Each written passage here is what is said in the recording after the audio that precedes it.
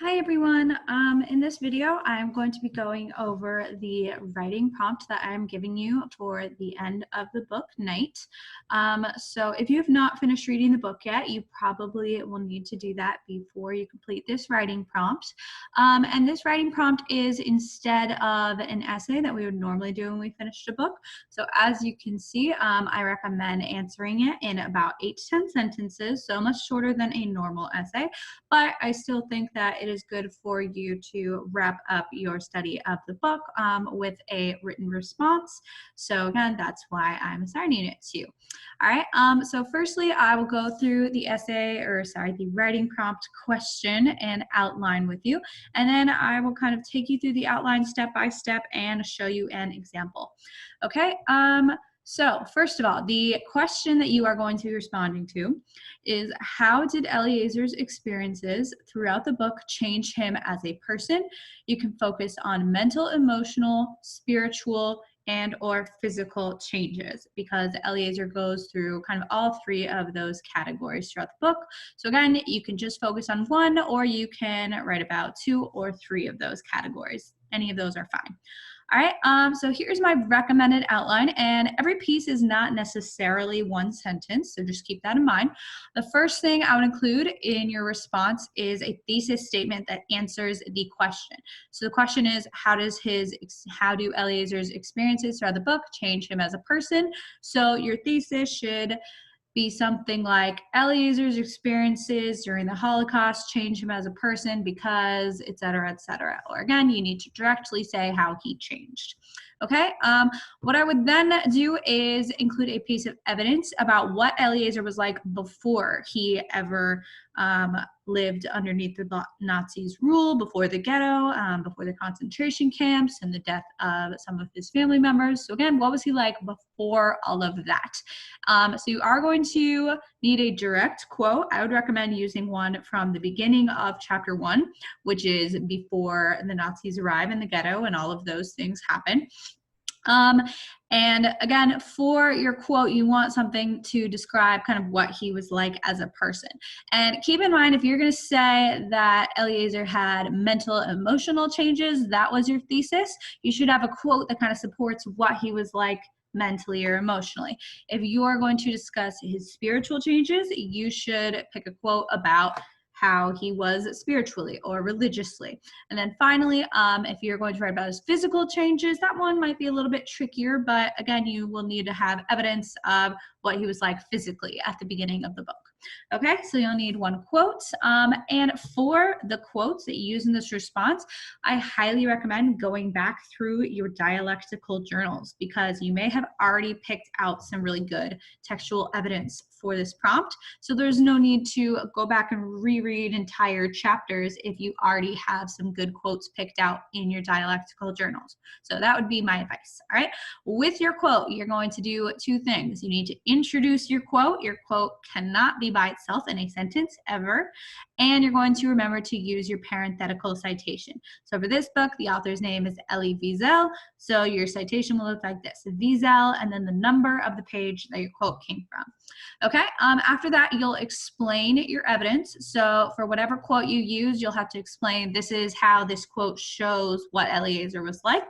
Then you want to transition into discussing some of the experiences Eliezer had. So maybe some of the traumas he experienced, the terrible things he saw.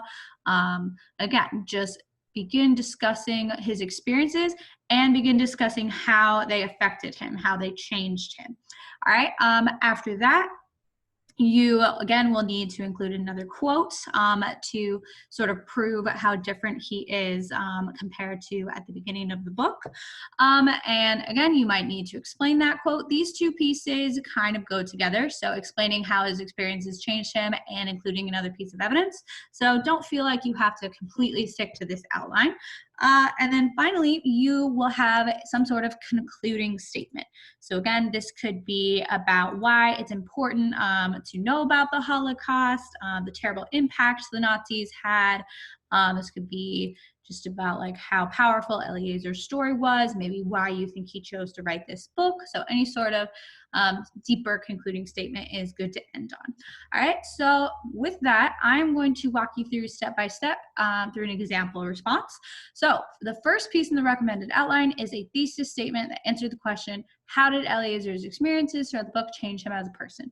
So I'm going to take you over here and I'm going to begin my response. So let's see. My thesis statement is going to be starting with the title, author, genre of the book. You don't necessarily have to, but you can if you want to. And I would say, in his memoir, Night, Elie Wiesel recounts how his terrible experiences during the Holocaust led to him questioning his religion. All right, so I'm going to focus on his spiritual changes. All right, so again, I have my title, author, genre. The title is Night, the genre is memoir, the author's name is Elie Wiesel. And again, I said that my answer to the question is he has changed because he is now questioning his religion, and we know that he was not doing that at the beginning of the book. So for the next piece, it says you need one piece of evidence that supports your description of what Eliezer was like at the beginning of the book. And I'm going to use this quote from chapter 1, which is on page 1. So very first page of the book, Eliezer tells us that I was 12 years old and I believed profoundly in God, we can assume, okay, or in his religion. So I'm going to go ahead and include that quote, but I do need to introduce it. So we will say, Wiesel recalls that when he was 12 years old, I believed profoundly. All right, so then you'll close your quote and make sure to include your citation. Again, this quote was from page 1, so that's the citation, Wiesel 1. All right, then the next piece of the outline says that we have to explain our evidence. So explain why that quote means that he was very spiritual or religious and how his experiences during the Holocaust are going to change that about him. All right, so before ever interacting with the Nazis, Eliezer passionately studied Judaism, that's his religion, and never questioned God. Okay, so again, I kind of explained what he meant when he said, I believed profoundly. All right, so again, that's what I have so far, the first 3 pieces of the outline.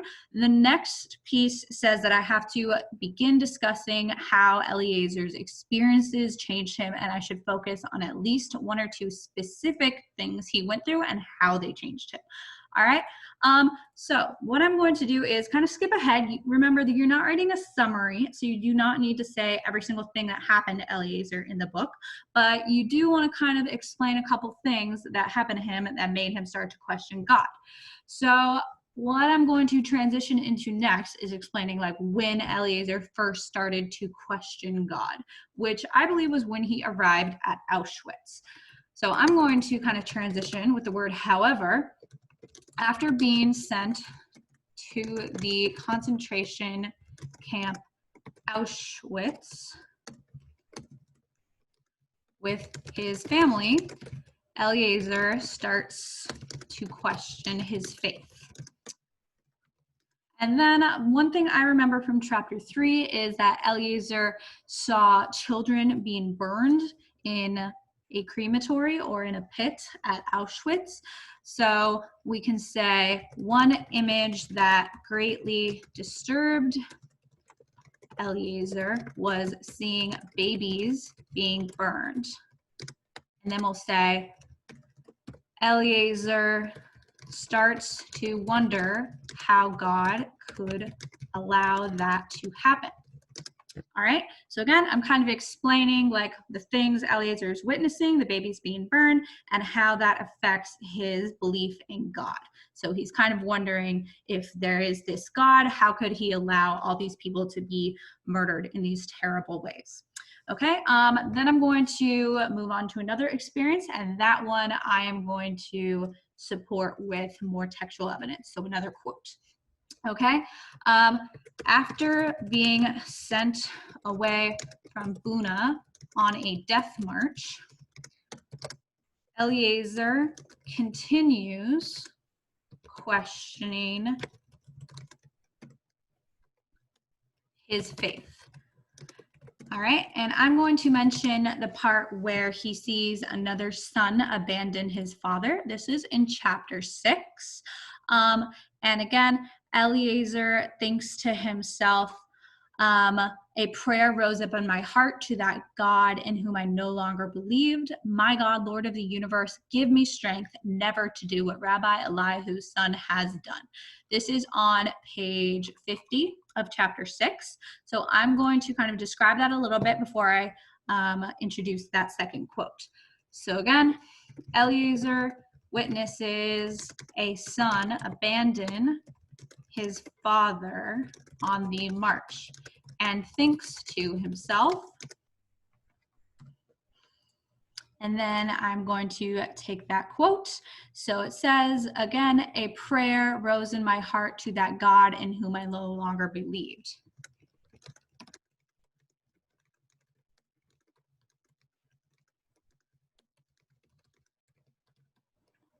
All right, and I'm just going to leave the quote there because, again, the main part of the quote that we needed was when Eliezer was explaining how he doesn't necessarily believe in God anymore.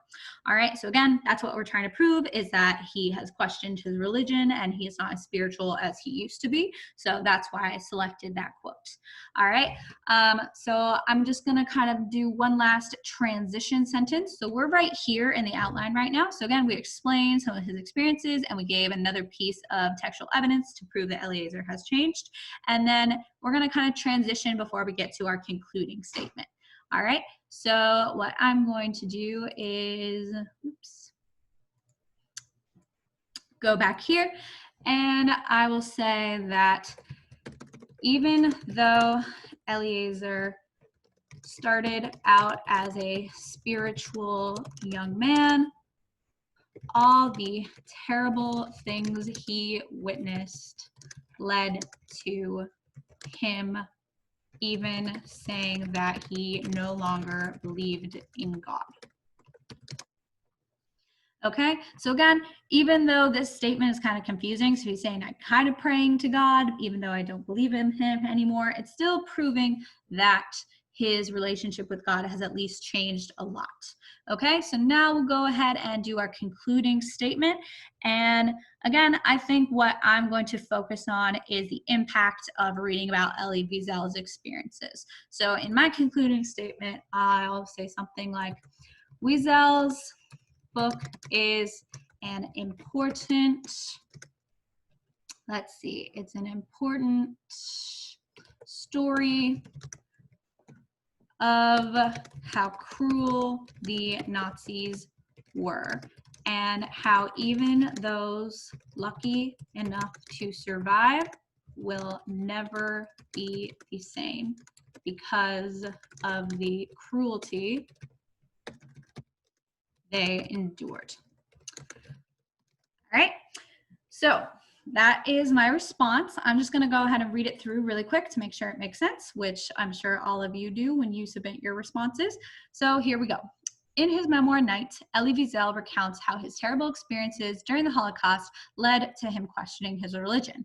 Wiesel recalls that when he was 12 years old, I believed profoundly. Before ever interacting with the Nazis, Eliezer passionately studied Judaism and never questioned God. However, after being sent to the concentration camp Auschwitz with his family, Eliezer starts to question his faith. One image that greatly disturbed Eliezer was seeing babies being burned. Eliezer starts to wonder how God could allow that to happen. After being sent away from Buna on a death march, Eliezer continues questioning his faith. Eliezer witnesses, so I found a mistake, so I'm going to fix it.